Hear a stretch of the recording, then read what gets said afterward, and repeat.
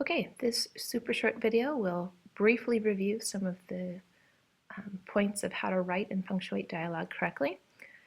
We want you to, by the end, to be able to understand how to correctly punctuate, how to start new paragraphs with dialogue, how to add interesting and helpful speech tags, and how to include narrative in the dialogue to create a full picture of what is going on.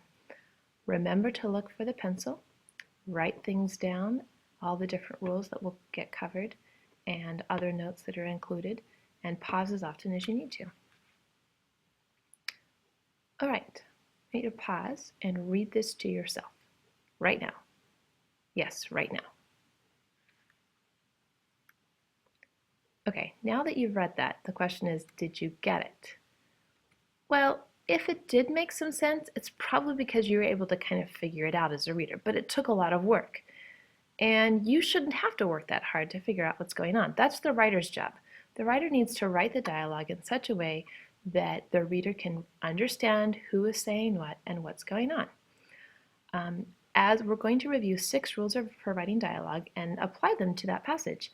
And as we apply each of the rules, the passage will get easier and easier to understand. So let's look at rule number 1.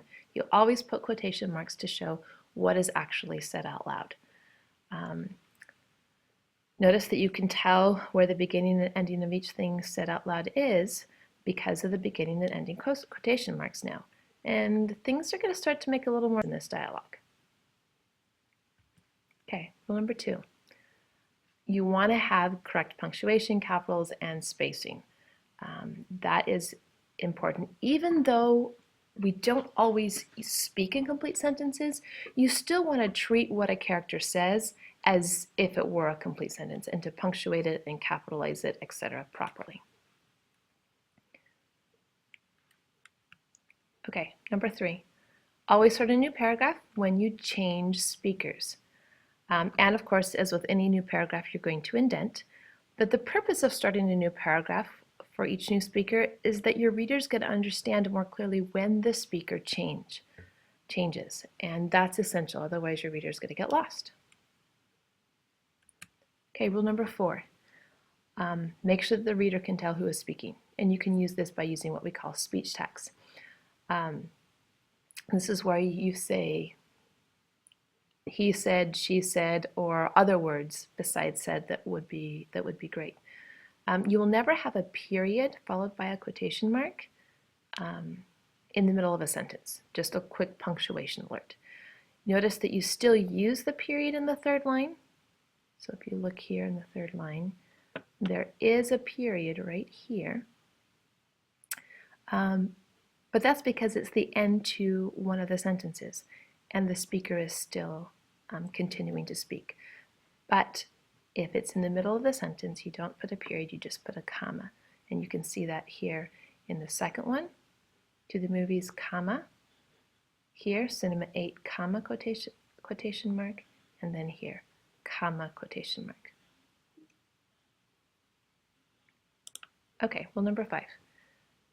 Make the speech tags a little bit more interesting by either placing them differently, adding adverbs, or not using the word said. So read this through to yourself and see how much different it is without just the said all the time.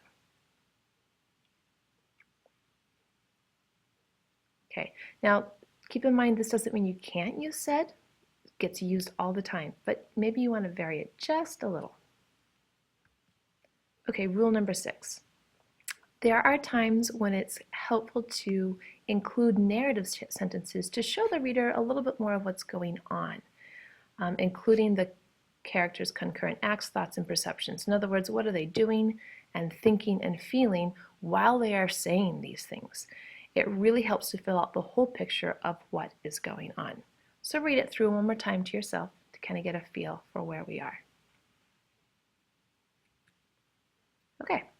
So just a quick wrap up, you should be able to now know how to punctuate things correctly in a dialogue, when to start new paragraphs with dialogue, how to add interesting and helpful speech tags, and then the idea of including a little bit of narrative to help create that full picture.